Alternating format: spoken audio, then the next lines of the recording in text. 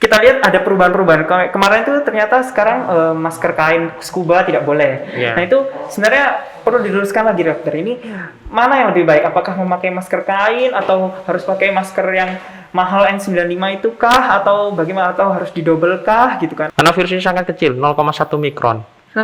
Kecil sekali, lebih kecil daripada darah merah. Ya, lebih kecil dari bakteri, lebih kecil dari partikulat mater debu yang bisa kita lihat itu bisa kita lihat itu 2,5 ukurannya kalau ini di atas 10 ya, itu kecil 0,1 mikron.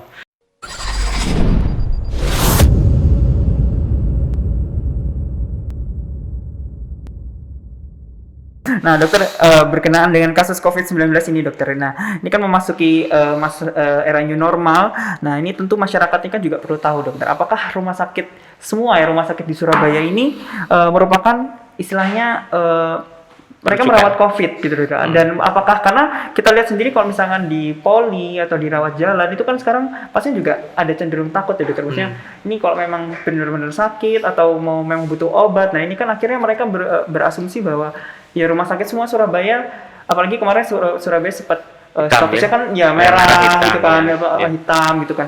Nah itu apakah memang benar bahwa semua rumah sakit di Surabaya ini semuanya merawat pasien COVID dan bagaimana dokter itu mungkin bisa dijelaskan kepada rumah sakit itu ada yang ditunjuk menjadi rumah sakit rujukan untuk melayani COVID.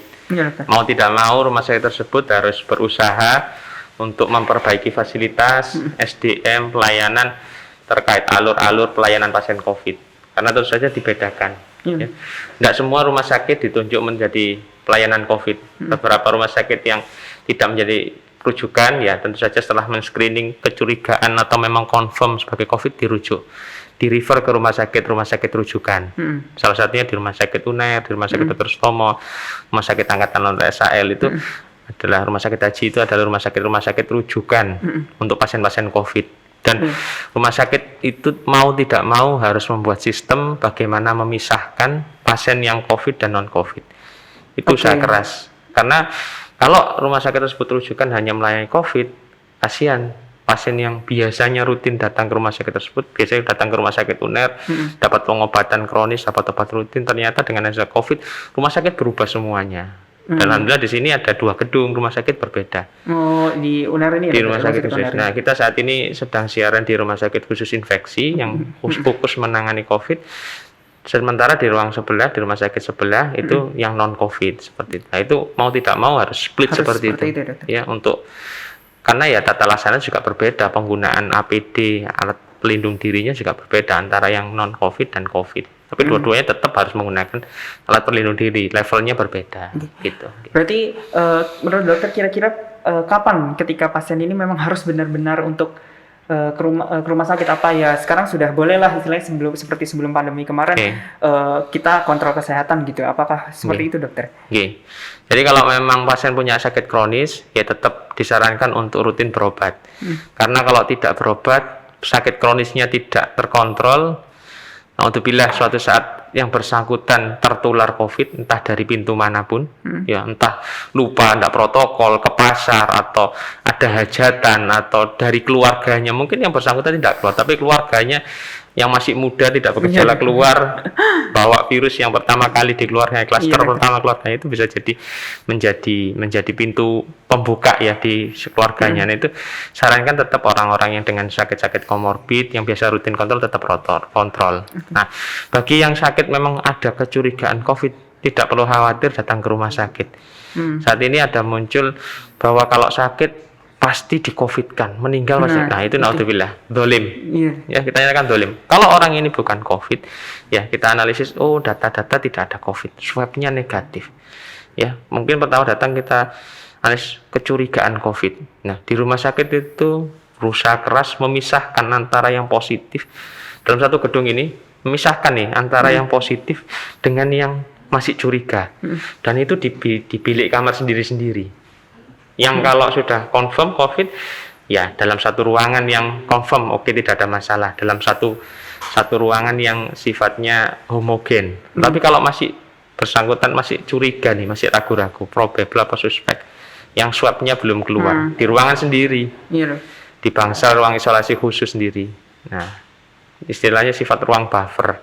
Sebelum menunggu positif dipindahkan ke ruang yang ini. Seperti Berarti itu. ini juga sesuatu yang perlu diluruskan ya dokter, karena di media sosial, di berita-berita itu sepertinya itu masyarakat tuh ya itu seperti yang dokter bilang tadi, semua pasien kok rasa-rasanya didiagnosis COVID sampai ada muncul stigma-stigma negatif yang Iya. baik kepada nakes sendiri, tenaga kesehatan sendiri, pada rumah sakitnya, terhadap sistem kesehatan, jadi nyebar kemana-mana. Jadi ini juga insya Allah ya tidak semua ya, dan tidak boleh malah ya dokter ya. Zolim itu Ya, namanya. itu namanya zolim Zolim, sebenarnya. zolim. Insya Allah ini mungkin bisa juga akhirnya teman-teman juga bisa lebih terbuka bahwa ya kita terikat profesi juga ya dokter ya, Iya. kalau dokter itu dokter ya.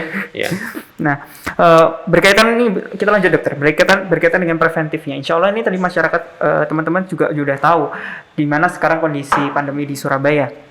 Nah, kalau misalkan kita lihat dokter dari sosialisasi kemarin ada sempat relawan COVID yang anak-anak yang dia direkrut sama Kemendikbud untuk sosialisasi lewat media sosial. Kemudian juga pasti ada banyak sekali teman-teman yang ya tugas-tugas kuliah juga yang mensosialisasikan itu, bahkan dari pemerintah pun sendiri pun selalu mengajarkan tentang memakai masker dan cuci tangan. Nah, tapi Jaga jarak, ya jaga jarak juga 3M. Iya.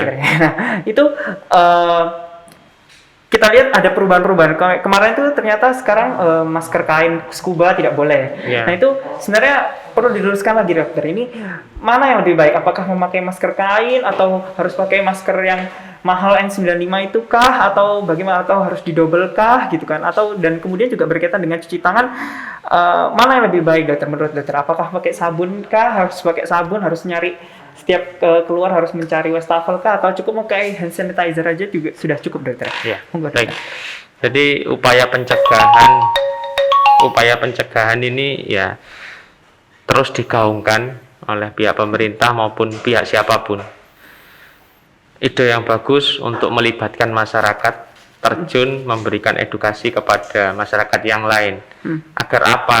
Agar ini menjadi bagian, saya merasa memiliki dan merasa bertanggung jawab. Masyarakat memiliki dan bertanggung jawab untuk melindungi dirinya, lingkungannya, dan sekitar. Oke. Bagaimana protokol-protokol itu harus diterapkan, itu adalah bagian upaya untuk mencegah sampai vaksin atau obat COVID ini ditemukan. Ya. Upaya untuk bagaimana virus ini tidak masuk tubuh, ya, tidak virus ini berhadapan dengan imunitas kekebalan kita, karena bisa jadi kekebalan kita tidak mampu bisa melumpuhkan virus ini. Upaya pertama adalah protektif, pencegahan 3M tadi yang itu menjentangan sebutkan, ya, menggunakan masker, menjaga jarak, cuci tangan, ya. Ilmu terus berkembang. Iya, Dok. Dulu menggunakan masker kain, oke. Masker kain 2 lapis, kemudian 3 3 lapis, lapis. menggunakan masker bedah. Iya. Nah, kalau kita memiliki sarana tersebut, lebih baik gunakan safety. Beberapa itu bahkan menggunakan double masker. Yang saya lakukan untuk melakukan itu menggunakan double masker. Bagaimana itu mengupayakan tidak tertular. Iya. Didobel lagi dengan kain, monggo. Tapi dengan pertimbangan jangan sampai membuat sesak, mengganggu aktivitas gitu. Kayak face shield gitu dokter. Ya, face shield silakan. Nah, itu bagaimana upaya ada virus tidak menempel atau tidak terbang, tidak masuk ke dalam saluran napas kita. Karena port entry, pintu masuknya adalah saluran napas, baik hidung maupun mulut. Itu yang harus kita hindari. Biar kita tidak tahu airborne atau droplet itu masuk ke dalam saluran napas kita. Berapa lama dokter kalau boleh tahu airborne droplet virus SARS-CoV corona ini? Literatur banyak yang menyebutkan bermacam-macam. Iya. Ada yang beberapa jam, ya, sampai ada yang beberapa hari. Beberapa jam, beberapa menit itu di udara terus kemudian jatuh, ini bisa bertahan. Laporan-laporan itu ada bermacam-macam, ada yang di kertas, di kayu, di logam, itu berbeda-beda. Beda-beda, ada yang sampai beberapa hari. Paling lama itu adalah laporan sampai 5 hari. Gitu. Jadi artinya kita cuci tangan, balik tadi, di tangan itu setelah menyentuh gini jangan lupa nanti enggak makan apa menyentuh muka, cuci tangan dulu, salaman, cuci tangan, ya mungkin sudah menghindari orang cuci salaman, sudah menghindari cuci tangan, monggo pakai air mengalir, mau pakai sabun, mau pakai hand sanitizer yang mengandung ada alkohol atau klorinnya, silakan, seperti itu. Jaga jarak penting. Yang penting apa yang punya gitu dokter. Iya, punya apa itu. Karena kalau misalkan masyarakat dituntut untuk beli N95 atau juga medis itu kasihan ini ya dokter ya. Iya. Karena tidak murah juga ya dokter. Kalau scuba mungkin hanya 1 lapis. Iya. Ya, kalau mungkin bisa kain yang 2 lapis atau 3 lapis mungkin lebih baik untuk protektif. Itu karena kalau 1 lapis mungkin bisa nembus. Karena virusnya sangat kecil, 0,1 mikron. Nah, satu. Kecil sekali, lebih kecil daripada darah merah. Ya, lebih kecil dari bakteri.